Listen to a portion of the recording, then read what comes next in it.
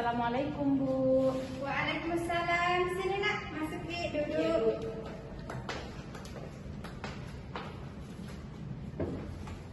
Duduk yang nyaman ya. Ya, jadi sebelumnya Ibu ucapkan terima kasih dengan Asmila. Iya Bu, betul. Ya, terima kasih Asmila sudah hadir di sini di pagi hari ini untuk melaksanakan konseling. Sebelum datang ke sini, tadi ngapain aja? Itu Bu tadi belajar, tapi karena gurunya ada pekerjaan jadi keluar sebentar Bu. Iya. Bagaimana kabarnya hari ini, Asmila? Alhamdulillah baik Bu. Tapi ya begitu Bu. Ya, jadi tadi belajar apa? Belajar matematika Bu. Ya, matematika. Bagaimana pelajarannya? Asyik atau bagaimana?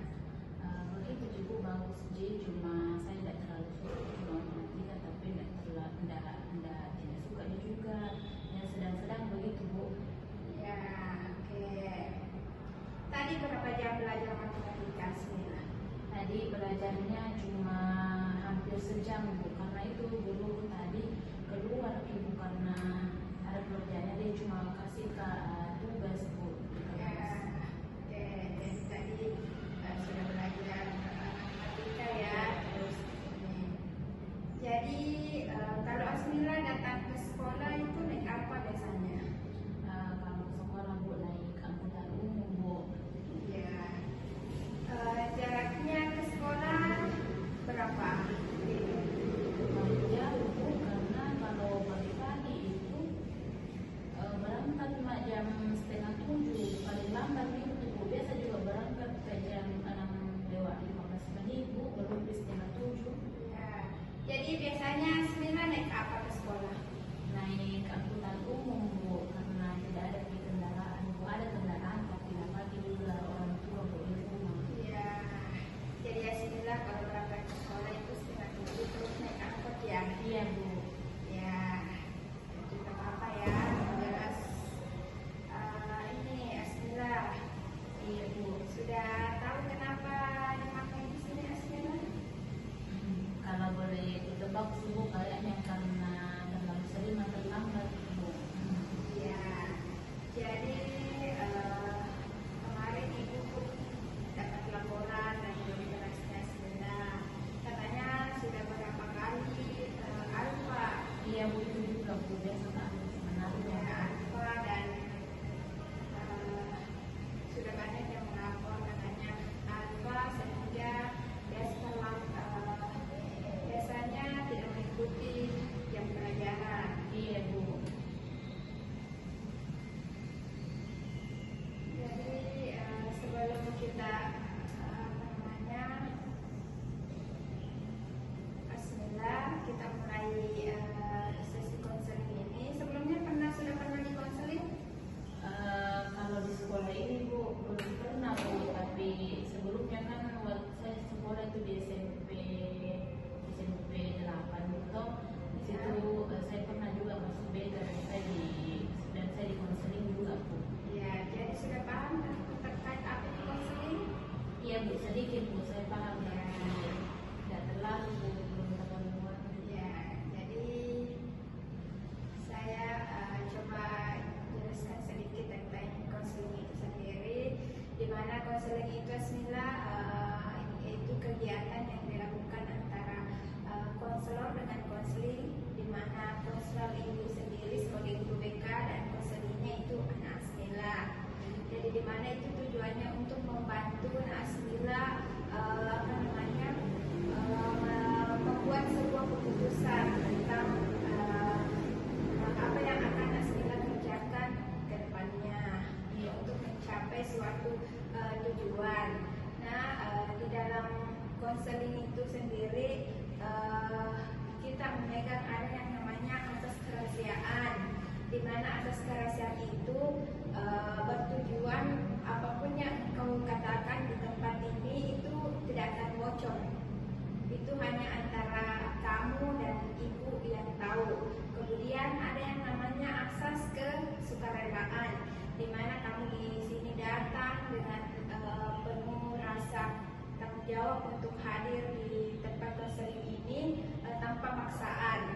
Kemudian ada yang namanya asas keterbukaan, di mana kamu bebas menceritakan apapun itu kepada ibu, dan ibu akan dengan senang hati mendengarkan apa permasalahan dari Asmila. Iya Bu, makasih. Ya, terima kasih ya kamu sudah mengerti. Jadi sebelum kita mulai Asmila, alangkah baiknya kita membaca doa dulu sesuai dengan keyakinan masing-masing. Ya, doa gimana?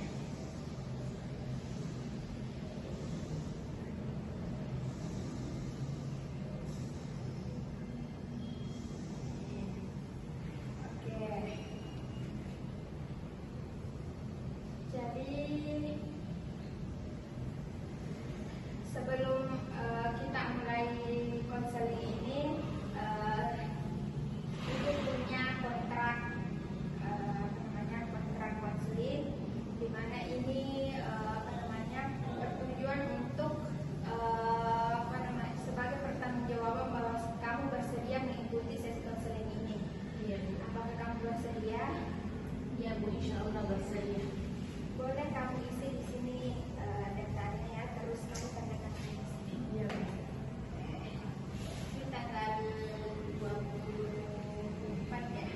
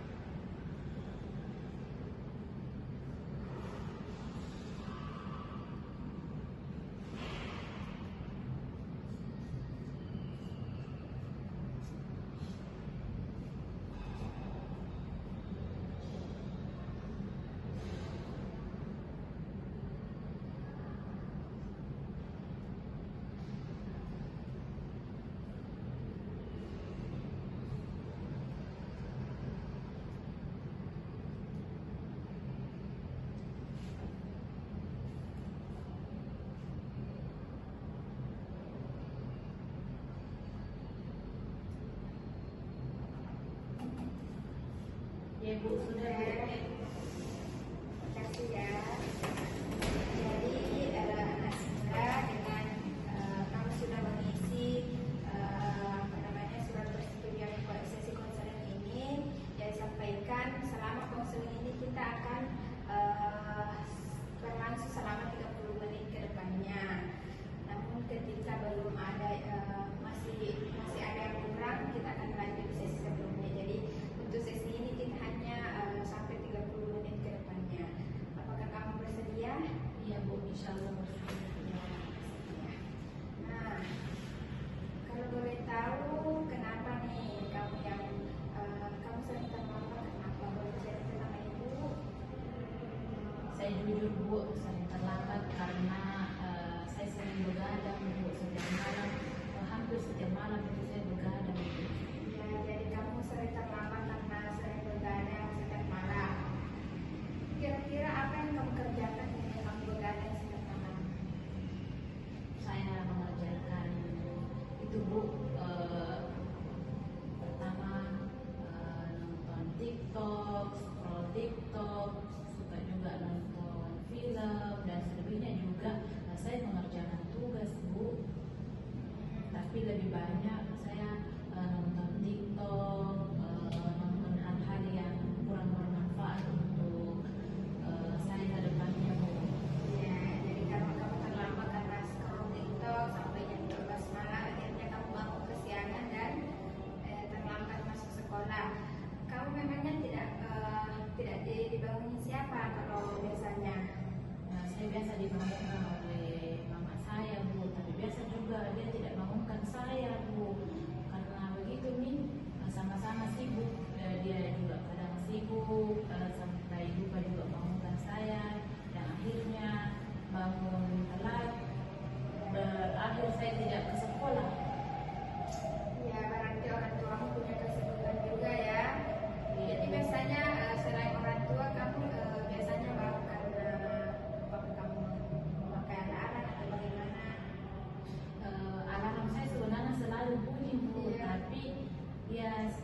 biasa kedengaran, biasa juga tidak.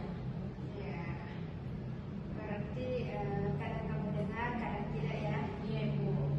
Oke, nah Asmila, misalnya setiap hari kamu menghidupkan alarm nih, ataukah kamu dibangunin sama ibumu, apakah itu tidak mempan menurutmu? Kalau saya dibangunkan oleh ibu saya, insya Allah saya pasti bangun Bu. Tapi kalau cuma alarm dan saya tidak dibangunkan oleh mama di rumah, saya tidak bangun Bu. Karena itu saya tidak ada paksaan untuk bangun. Alarm bisa saja saya matikan dan saya lanjut tidur Bu. Ya, oke, ibu paham ya. Alarm mungkin tidak terdengar ya, Asmila ya. Iya Bu. Jadi biasanya Asmila ini apa yang Oke, berarti salah satu penyebabnya tadi terlambat datang ke sekolah karena pola tidurmu ya. Iya Bu. Ya, oke. Oke, nah berarti Saya tunggu terkadang saya nonton scroll TikTok. Saya lupa waktu Bu. Tahunya sudah jam 1, sudah jam 2 dini hari, begitu. oke. Jadi apa sih yang kamu rasakan ketika bangun kamu itu telat sehingga terlambat sekolah? Apa yang kamu rasakan? Tentunya Bu, saya pasti menyesal. Dari malam saya begadang, akhirnya saya susah bangun pagi untuk ke sekolah. Saya juga terdapat penyesalan di dalam hati saya Bu, sehingga saya tidak dapat ke sekolah. Saya sering lupa, ketinggalan mata pelajaran. Ya, jadi kamu merasa kesal, merasa kecewa pada dirimu sendiri. Iya Bu, betul Bu. Jadi kalau begitu, apa yang kamu akan lakukan ketika, apakah kamu tidak merasa rugi ketika misalnya kamu datang ke sekolah terus terlambat dan ketinggalan pelajaran? Saya tentunya pasti merasa rugi Bu. Jadi apa namanya, terima kasih kau sudah mengungkapkan apa yang kau rasakan, apa yang menjadi kesanmu. Jadi kalau begitu, apa yang ingin kamu lakukan sehingga kamu bisa mengubah kebiasaan yang sering begadang itu dan sering terlambat ke sekolah? Baik Bu, yang akan saya lakukan itu Bu, setidaknya saya mengurangi penggunaan handphone Bu.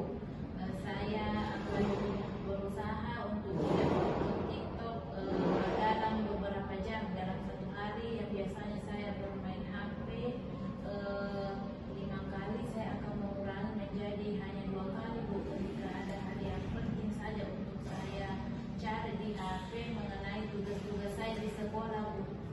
Ya, jadi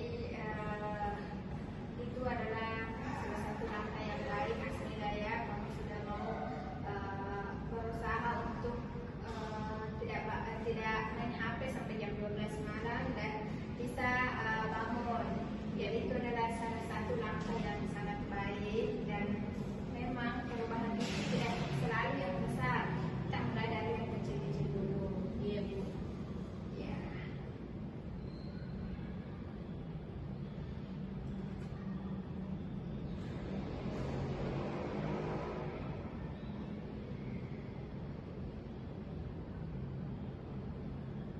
Jadi, nah, Ibu mau kasih nih kontrak perilaku. Jadi, kamu bisa menulisnya di sini. Hal apa yang ingin kamu lakukan? Iya Bu. Kamu boleh apa namanya?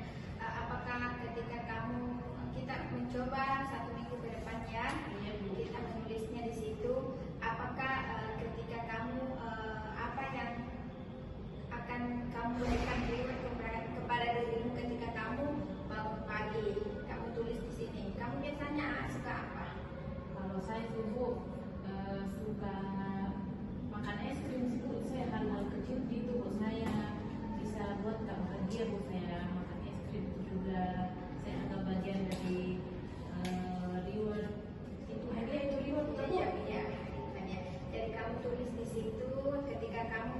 misalnya bangun selama 1 minggu ini kamu berturut-turut selalu bangun pagi dan tidak terlambat ke sekolah, kamu akan membeli es krim untuk dirimu sendiri untuk kamu Ya, mandi. dan saya itu akan minta begitu Bu. Ya, oke. Jadi kamu tulis ya. Iya Bu. Nah, dan yang kedua, ketika kamu tidak berhasil, kamu keadaan terlambat lagi, apa hukuman apa yang ingin kamu berikan kepada dirimu? Hukumannya itu Bu, sepertinya Bu bagus kalau HP saya disita saja Bu. Ya, jadi kamu yang meminta kalau kamu terlambat HP-nya disita dan tidak main HP selama 1 minggu itu ya. Walaupun berat Bu, tapi saya akan mencoba. Ya, oke. Jadi karena kamu akan mencoba, tolong tuliskan di situ sebagai jumlah kalian nanti. Ketika kau menantarnya, berarti HP kamu akan disita. Iya Bu. Oke, paham Bismillah? Paham Bu.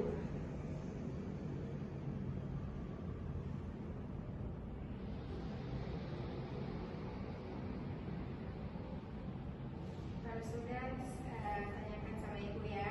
Iya Bu. Kamu tuliskan, terus kamu tanda tangani di pojok di sini bawah. Oh, di sini Bu. Ya. Iya. Jadi kita ini sudah tanggal 20, berarti 7 hari ke depan. 20, 21, 22, 23, 24, 25, 26, 27. Sampai tanggalnya saya akan mengeceknya sampai tanggal 27 ya. Iya Bu. Jadi selama 1 minggu ini kamu bisa diukur apakah sudah ada perubahan dalam dirimu ataukah masih tahap proses.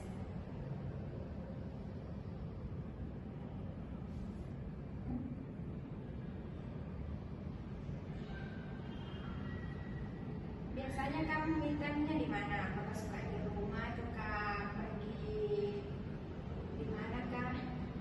Di taman Bu, saya suka di taman karena walaupun ramai Bu, saya walaupun ramai tapi saya suka lihat orang-orang yang berkumpul dan bersenda-gurau begitu Bu. Saya suka tempat keramaian Bu. Ya, oke.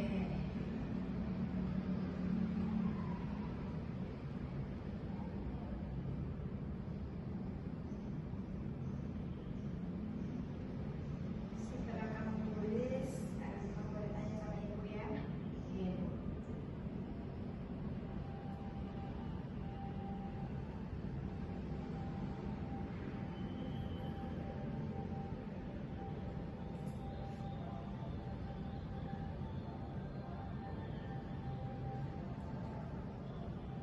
Oke.